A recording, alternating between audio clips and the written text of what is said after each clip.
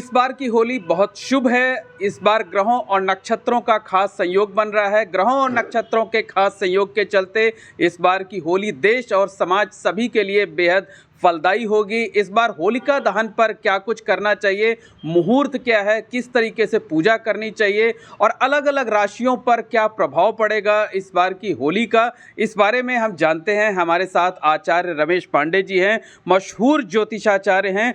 आचार्य जी, ये बताइए कि इस बार होलिका दहन का मुहूर्त क्या है? होलिका दहन इस बार जो है, होलिका दहन 24 तारीख को रात्रि 10:27 के बाद मनाई जाएगी। इस बार की होलिका बहुत महत्वपूर्ण है। कई योग इसमें आ रहे हैं। सर्वात सिद्ध योग है, अमृत सिद्ध योग है, रवि योग है और सुनफा योग है। इन योगों में होलिका का दहन रात्रि 10:27 के बाद और 12:30 के मध्य किया जाएगा। अच्छा, रात को 10:27 से पहले किस तरीके का योग है जिसकी वजह से उससे पहले होलिका दहन नहीं किया जा सकता? दिन में भद्रा होने के कारण भद्रा में होलिका दहन और रक्षाबंधन दो चीज़ वर्जित किया गया है। इस कारण से भद्रा होने के कारण होलिका दहन 10:27 के बाद ही होगी। अच्छा, होलिका दहन जब करें तो किन मंत्रों का जाप करें, किसकी आराधना करें, क्या कुछ पूजा का जो विधान है वो विधान ज़रा बता दीजिए। होलिका दहन के समय या रात्रि में अपने इष्टों का, जो जिनके इष्ट हैं वो अपने अपने इष्टों का इष्ट मंत्रों का जप करें। जो गुरु मंत्र धारण किए हैं वो अपने गुरु मंत्र का जप करें। इसके बाद भगवती महालक्ष्मी का जप करें। होलिका दहन के पश्चात जो व्यक्ति बीमार हैं वो पान और बतासा अपने सर से घुमा करके 7 बार 7 बतासा और 7 पान 7 परिक्रमा करते हुए एक एक बतासा और एक एक पान अग्नि में अर्पित करें तो उनका रोग दूर होगा। जो व्यक्ति वहाँ तक नहीं आ सकता है, होलिका की भस्म जो है अगर उसके मस्तक में लगाई जाए तो उसके रोग दूर होंगे। होलिका की भस्म घर में छिड़कने से निगेटिव एनर्जी दूर होती है। ये तमाम कार्य हैं, ऐसे जो किए जाएं छोटे छोटे कार्य तो जीवन में काफ़ी फायदा देंगे।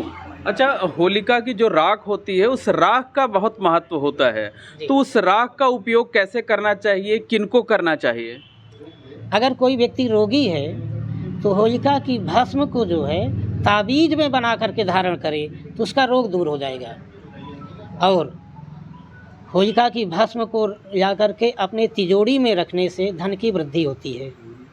अगर कोई व्यक्ति अपने पास कंटिन्यू रखे उसको, उसके रोजगार में कोई समस्या है, अर्थ में कोई समस्या है, तो ये समस्याएं दूर होगी। अच्छा पंडित जी, ये जानना चाहेंगे कि होलिका दहन रात को हो जाएगा, अगले दिन रंग पर्व होता है, लोग जमकर अबीर गुलाल उड़ाते हैं, मस्ती करते हैं, तो उस दिन किसकी पूजा अर्चना करना चाहिए और क्या कुछ करना चाहिए? उस दिन रात्रि में ही जब किया जाता है, उस दिन तो रंगोत्सव है, सब रंग मनाएंगे। रात्रि में अपने इष्ट का मंत्र अथवा महालक्ष्मी का मंत्र, शिव का मंत्र या कृष्ण के मंत्र का जाप किया जा सकता है। ये अपने आप में सिद्ध मुहूर्त है, ये त्रिरात्रि कही गई है। इस रात्रि में जो भी किया जाएगा वो सिद्ध होगा। अच्छा, होलिका दहन की जो रात होती है वो बहुत महत्वपूर्ण होती है। क्या कहा गया है धर्मशास्त्रों में कि होली की जो रात है उस रात्रि को क्या कहा गया है, इसका क्या महत्व बताया गया है और इस दिन पूजा अर्चना करने वालों को किस तरीके का फल प्राप्त होता है? इसको मोहरात्रि कहा गया है। ये मोहरात्रि है। इस मोहरात्रि में कोई भी अनुष्ठान किया जाएगा तो सिद्ध होगा। प्रथम, अगर किसी को आर्थिक समस्या है तो 21 गोमती चक्र ले करके भगवान शिव के मंदिर में शिव जी के ऊपर अर्पित करने से उसके अर्थ की समस्या दूर होगी। अच्छा, अगर हम होली के दिन की बात करें तो किसकी आराधना होली के दिन करनी चाहिए, किस भगवान की पूजा करनी चाहिए? देखिए, होली भगवान शिव और राधा कृष्ण ये दोनों रंगोत्सव मनाते हैं तो इनकी ही पूजा की जाती है, भगवान शिव की या राधा कृष्ण की। अच्छा, उस दिन अबीर लगाना, गुलाल लगाना बड़ा शुभ माना जाता है। कहा जाता है कि जिन्हें रंगों से परहेज है, कोई एलर्जी है, उनको कोई दिक्कत हो सकती है, बीमारी हो सकती है, वो कम से कम प्रतीक के तौर पर अबीर गुलाल ज़रूर लगाएं जो है। ये इसका क्या वर्णन है, किस तरीके से इसे बताया गया है धर्मशास्त्रों में? देखिए, ये बसंतोत्सव का समय कहा गया है, मदनोत्सव, बसंतोत्सव। इसमें अपने आप ही उमंग आ जाती है, इतनी उमंग आती है कि यहाँ पर अगर छोटे मोटे रोग समस्याएं भी हैं तो वो दूर हो जाती हैं। तो ऐसे में आप अबीर के साथ भेंट करना ही मेन है। आप एक दूसरे से भेंट करें, संबंध बनाएं, ये महत्वपूर्ण है, क्योंकि इसको रतिकाम से भी जोड़ा जाता है। ये मदनोत्सव है, इसमें उमंग आता है, ऑटोमेटिक उमंग आता है।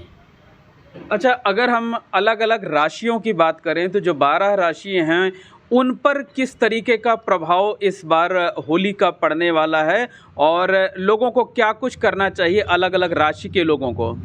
देखिए, मेष राशि जिनकी है वो होलिका दहन के दिन जाएं और होलिका दहन में गुड़ अर्पित करें। अग्नि में गुड़ अर्पित करके 7 परिक्रमा करें। जिनकी वृष राशि है वो मिश्री अर्पित करें और 11 परिक्रमा करें। जिनकी मिथुन राशि है वो गेहूं अर्पित करें और 7 परिक्रमा करें। जिनकी कर्क राशि है वो सफ़ेद वस्तुएं अथवा चीनी ये अर्पित करके 28 परिक्रमा करें। जिनकी सिंह राशि है वो गुड़ अर्पित करें अग्नि में और 29 परिक्रमा करें। जिनकी कन्या राशि है वो मूंग अथवा हरी चीज़ें कोई भी अग्नि में अर्पित करें और 7 परिक्रमा करें। जिनकी तुला राशि है वो कपूर अर्पित करें और 21 परिक्रमा करें। वृश्चिक राशि है जिनकी वो चना अर्पित करें और 28 परिक्रमा करें। जिनकी धनु राशि है वो भी चना अर्पित करें और 23 परिक्रमा करें। जिनकी मकर राशि है वो सरसों अर्पित करें और 15 परिक्रमा करें। जिनकी कुंभ राशि है वो भी सरसों अर्पित करें और 25 परिक्रमा करें। जिनकी मीन राशि है वो पीली सरसों अर्पित करें और 9 परिक्रमा करें। इनसे 1 वर्ष के अंतर्गत आने वाले रोग, शोक आदि कष्ट दूर होंगे। अच्छा, अगर अलग अलग राशियों की बात करें तो किन राशियों पर किस तरीके का प्रभाव पड़ेगा, बहुत संक्षेप में ये बता दें। जी, जैसे मेष राशि है वो अच्छा कहा जा रहा है। वृष राशि थोड़ा सा उनको वो समस्या रहेगी। कुंभ और मकर राशि भी समस्या से ग्रसित हैं। बाकी और राशियां करीब करीब ठीक है, किसी भी राशि में उनके लिए ठीक है। अगर ये उपाय जो बताए गए हैं ये उपाय करेंगे तो कोई समस्या नहीं है। अच्छा, इस बार की होली का अगर जो ग्रहों और नक्षत्रों का संयोग बता रहे हैं आप, देश दुनिया पर, समाज पर किस तरीके का असर पड़ने वाला है ज्योतिष के हिसाब से? ज्योतिष के आधार पे समाज में ठीक ठाक प्रभाव रहेगा, बहुत बुरा प्रभाव नहीं रहेगा। कहा गया है कि इस समय या तो अग्नि से या तो पानी से भय रहेगा, इससे बचने का प्रयास करना चाहिए। सभी के लिए इस बार की होली फलदायक है, शुभ है, बहुत उत्तम है। अच्छा पंडित जी, एक आखिरी सवाल ये है कि चुनाव का मौसम चल रहा है, लोकसभा चुनाव की घोषणा भी हो चुकी है, तो ज्योतिष के हिसाब से अगर हम देखें तो, और खासकर अगर ये होलिका दहन और होली का जो मुहूर्त है, तो ये चुनाव को लेकर के क्या कुछ असर डालेगी? किसको फ़ायदा मिल सकता है, किसको लिए कम फ़ायदेमंद होगा, क्या कुछ होगा? नहीं, चुनाव से इसका कोई बहुत ज़्यादा तात्पर्य नहीं है। चुनाव से बहुत ज़्यादा तात्पर्य नहीं है। फिर भी ये होलिका शुभ रहेगी क्योंकि बहुत अच्छे नक्षत्र और योगों में आ रही है। रवि योग हो रहा है, सर्वार्थ सिद्ध योग हो रहा है, शुनफा योग हो रहा है, बुधादित्य योग हो रहा है। इस कारण से ये सभी के लिए सुखदायी रहेगी। मतलब अलग अलग राशियों पर जो प्रभाव पड़ेगा वो राजनीति से जुड़े हुए लोगों पर भी उसी तरीके का प्रभाव पड़ेगा। हाँ, जिनकी जो राशियां हैं वो राशियों के आधार पर ही उनके ऊपर प्रभाव पड़ेगा। राशियों के आधार पर उनके ऊपर प्रभाव पड़ेगा, अन्यथा और कोई नहीं। तो बिल्कुल, ये आचार्य रमेश पांडे हैं, धर्म और ज्योतिष के जानकार हैं, जिनका कहना है कि इस बार की होली सभी के लिए कुछ ना कुछ जो है वो धार्मिक सौगात, आध्यात्मिक सौगात लेकर आई है, शुभदायक है, फलदायक है, पुण्यदायक है। और इस बार लोगों को जो विधि विधान बताया है पंडित जी ने, उस तरीके से पूजा अर्चना करने से उसका लाभ भी मिलेगा। Mohammad Moin, ABP network, Prayagraj.